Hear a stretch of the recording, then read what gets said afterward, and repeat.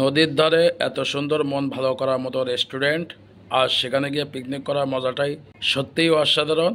হ্যাঁ, এটাই the best picnic spot in Khulna division, whose name may be known to all, is called Sita resort in Narail district.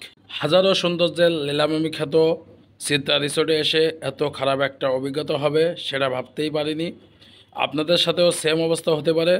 আমার সাথে কি হয়েছিল সেটা জানার জন্য ভিডিওটি প্রথম থেকে শেষ পর্যন্ত দেখুন। Hi everyone, welcome back to my Facebook page best of Mamun and another blog video. শুভ সকাল। আমরা এখন আছি খুলনা রয়্যাল মোড়ে। এইখানে দেখতে পাচ্ছেন আমাদের গাড়ি দাঁড়ানো আছে। আমাদের কোচিং হতে মূলত আমরা শিক্ষা সফরে যাচ্ছি। জায়গাটার নাম তো অলরেডি শুনেছেন, সীতা রিসোর্ট। যেহেতু সবাইকে দেখতে পাচ্ছেন একসাথে যাচ্ছি সীতা রিসোর্টে, আর বাসের ভিতরে অনেকটা খুশিময় পরিবেশ। আমাদের ছিল দুইটা বাস, যেহেতু একটা বাসের ভিতরের দৃশ্য আপনাদের অলরেডি দেখিয়েছি, দেন আমরা আরেকটা বাসের ভিতরের চিত্রটি দেখানোর চেষ্টা করছি। আমাদের পিকনিকের বেশ কিছু স্পেশাল আইটেম ছিল, তার মধ্যে খুবই জনপ্রিয় একটি বিষয় হলো লটারি টিকিট, আর সেটারই বিক্রি চলছে। তারপর আমরা নড়াইলের সীতা রিসোর্টের উদ্দেশ্যে রওনা দিলাম, আর জার্নির ভিডিওগুলো স্কিপ করলাম। এখন পৌঁছে গেলাম নড়াইলে। এখন আমরা সবাই বাস থেকে নামছি, কিন্তু কোথাও চিত্র রিসোর্ট দেখতে পাচ্ছি না। শুনলাম যে চিত্র রিসোর্ট পর্যন্ত গাড়ি যায় না, আর দূরত্ব 1 থেকে 2 কিলোমিটারের মতো হবে। তাই বাসের ড্রাইভার বলল হেঁটে যান, বেশি টাইম লাগবে না। সবাই মিলে সিদ্ধান্ত নিলাম হেঁটে যাব। তারপর হাঁটা শুরু করলাম।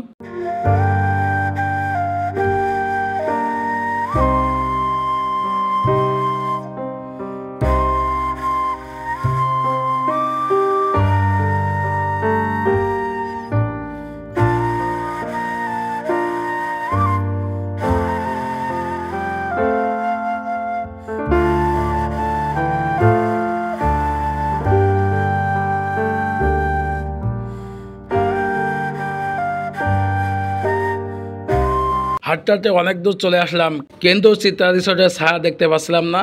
অবশেষে পৌঁছে গেলাম চিত্রা রিসোর্টের গেটের সামনে, আর এটাই হলো চিত্রা রিসোর্টের গেট। আমরা এখন ভিতরে প্রবেশ করছি। যেহেতু পিকনিকের জন্য আসলাম, তাই গাড়িটা আসলে ভালো হতো, সবাইকে কষ্ট করতে হতো না। যাই হোক, পিকনিকের জন্য এসে যদি পিকনিক স্পট পর্যন্ত গাড়ি না আসে, তাহলে এসে খারাপ কিছু হতে পারে না। ওইদিকে আর বেশি কথা না বলি, আমরা এখন চিত্রা রিসোর্টের ভিতরের পুরো জায়গাটা আপনাদের দেখানোর চেষ্টা করছি। আপনারা দেখতে পাচ্ছেন আমাদের সফরসঙ্গী, আমাদের কোচিংয়ের স্টুডেন্টরা সবাই অনেক এনজয় করছে, ছবি তুলছে। যেহেতু চিত্রা রিসোর্টকে কেন্দ্র করে চিত্রা নদীর ধারে গড়ে উঠেছিল চিত্রা রিসোর্ট, তাই প্রথমে নদীর ধারে যাচ্ছি প্রাচীনতম এই নদীটিকে দেখার জন্য।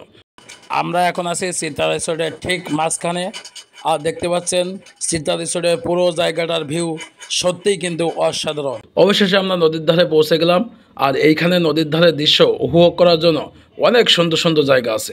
এই জায়গাটা চিত্রা রিসোর্টের বেস্ট জায়গা বলতে পারেন নদীর পাড়ের। আমরা সেখানে চলে আসলাম, আর চিত্রা নদীর সৌন্দর্য দেখানোর চেষ্টা করছি।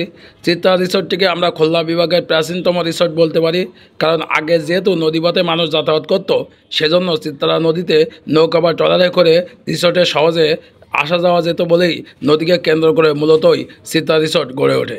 স্থলপথের চেয়ে নদীপথে যাতায়াত সুবিধা বেশি, আর নদীপথকে কেন্দ্র করে গড়ে ওঠা এটাই খুলনা বিভাগের একমাত্র রিসোর্ট।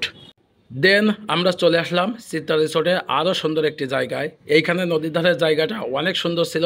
আমাদের স্টুডেন্টরা গান বাজনা যে যেভাবে পারুক অনেক এনজয় করছে। যেহেতু চিত্রা রিসোর্ট অনেক বড় একটা জায়গা, তাই শেষ করা সম্ভব না। তারপর সামনে এসে দেখতে পেলাম প্রায় 50 বছরের পুরনো একটি কচ্ছপ। চিত্রা রিসোর্টে পিকনিক স্পট হলেও এইখানে একটা রেস্টুরেন্ট ছিল।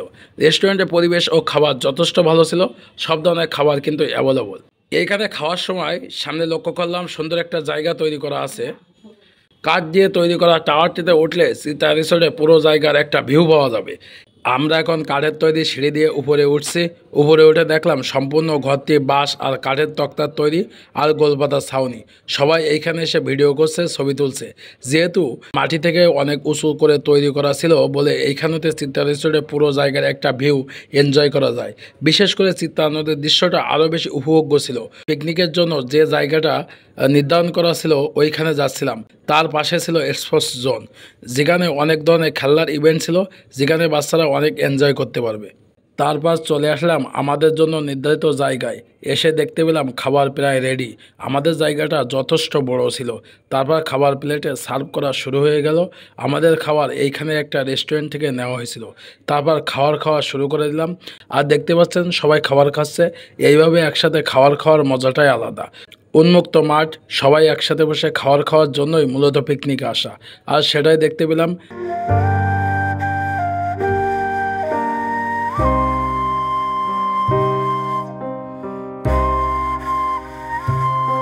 খাওয়ারের পরে যেহেতু আমাদের সাংস্কৃতিক অনুষ্ঠান শুরু হবে, তাই কে কী পারফরমেন্স করবে সেটা লিস্ট করা হচ্ছিল।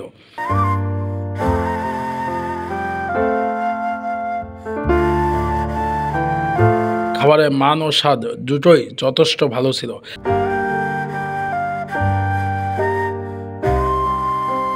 সবার খাওয়া শেষ, এখন সাংস্কৃতিক অনুষ্ঠানের পালা। So let's start. সাংস্কৃতিক অনুষ্ঠানে ছিল একাধিক খেলা। আমরা চেয়ার সিটিং দিয়ে শুরু করলাম। চেয়ার সিটিং খেলা শুরু হয় মজা দিয়ে আর শেষ হয় রোমাঞ্চ দিয়ে। এখন লটারির দ্বারা অনুষ্ঠিত হচ্ছে। সবার মধ্যে চাঞ্চল্য সৃষ্টি হয়েছিল কে পাবে। সেই সময়টা অনেক আকর্ষণীয় ছিল। খেলায় ও লটারিতে বিজয়ীদের পুরস্কার দেওয়া হচ্ছে। তারপর কাঙ্ক্ষিত নৃত্য অনুষ্ঠান শুরু হয়ে গেল। যে কোনো অনুষ্ঠানে আনন্দ নির্ভর করে নৃত্যের উপর। নৃত্যই অনুষ্ঠানের প্রাণ। তারপর সবাই বসে নৃত্য উপভোগ করতে লাগলাম। নৃত্যর মধ্য দিয়ে আমাদের পিকনিকের সমস্ত কর্মসূচি শেষ হয়ে গেল। তারপর সন্ধ্যার পূর্ব মুহূর্তে চিত্রা নদীর পাড়ে সূর্যমুখী বাগানের অপরূপ সৌন্দর্যের মাঝে কিছু ছবি ও ভিডিও করে নিলাম।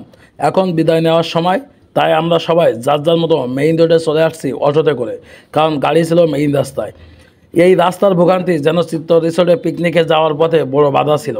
যাই হোক, এটাই ছিল মূলত পিকনিকের আজকের ভিডিও। ভিডিওটি কেমন লাগলো সবাই কমেন্ট করে জানাবেন, আর ভিডিওটি শেয়ার করতে ভুলবেন না। ধন্যবাদ সবাইকে।